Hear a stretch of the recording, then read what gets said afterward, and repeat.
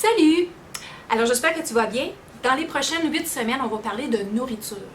En fait, je ne suis pas la spécialiste, je ne suis pas une diététicienne ou une nutritionniste. Par contre, je me suis assise avec des gens qui sont spécialistes dans le domaine et je leur ai posé des questions par rapport à quelles sont les fausses croyances qu'ils entendent le plus ou quels sont les défis que leurs clients ont le plus. Et puis des petits trucs et des stratégies qu'ils donnent à leurs clients pour les aider à rendre ça simple. Parce que, en fait, des fois, là, on commence à se compliquer la vie.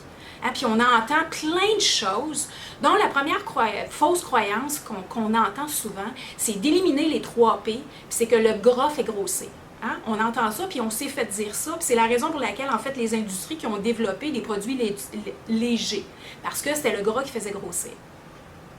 Et quand je me suis assise avec Rana Daoud, qui est diététiste, elle m'a dit, moi, ce qu'elle dit à ses clients, c'est pas de ne pas manger les 3 P, patate, pâte puis le pain, ou de ne pas manger de gras, c'est de réduire. Parce que le problème, c'est pas le gras, c'est pas le sucre, c'est l'excès. On mange trop. C'est pas compliqué, c'est ça qui se passe. Notre corps, il sait exactement le montant de nourriture qu'il a besoin pour fonctionner.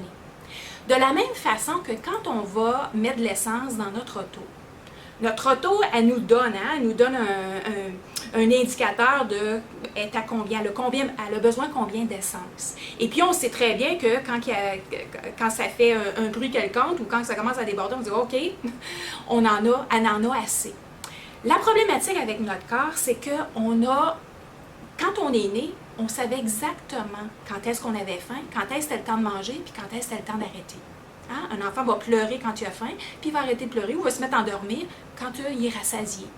Mais la problématique, comme je vous ai parlé depuis le début, c'est qu'on a appris autre chose par les gens qui nous ont nourris. Alors, on a appris que il fallait manger ça, point final, puis il fallait manger là parce que c'était le temps de manger, puis il fallait tout manger notre assiette, puis il fallait faire ci, puis il fallait faire ça. Puis on a appris plein d'habitudes venant de l'extérieur. Puis les industries alimentaires aussi nous ont dit plein de choses qui font en sorte qu'à un moment donné, on a arrêté de prendre les signaux que vraiment on a besoin de prendre, c'est notre corps. Quand est-ce que notre corps a faim? Quand est-ce que notre corps est satisfait, il est rassasié? Alors, la prise de conscience pour toi, cette semaine, c'est, oui, ça prend de l'effort, mais ça vaut vraiment la peine de faire cet exercice-là au moins une fois pendant une semaine. C'est de prendre une feuille ou de prendre ton journal et d'écrire tout ce que tu manges. Tout. Bonbons là, que tu manges une fois de temps en temps, là, ou peut-être le 2, 3, 4, 5 bonbons. Peu importe, écris tout ce que tu manges. Puis tu ne fasses pas ça en culpabilité, là, c'est pas ça le but. Le but, c'est de prendre conscience que, oh my God! Moi, quand j'ai fait ça, là, je me suis aperçue, moi, je comptais mes calories à un moment donné. Puis aussi, c'est que je me disais, je mangeais bien. Mais quand j'ai fait ça, je me suis aperçue que mon alimentation était majoritairement conçue de sucre. Parce que c'est une autre chose. Quand on s'alimente en excès, une grosse partie de l'excès qu'on prend, c'est du sucre. Et le sucre, parce qu'il y en a trop, il se transforme en graisse. Et là, notre corps devient en stockage. Alors, prends conscience de ça cette semaine et demain, je te parle d'une stratégie.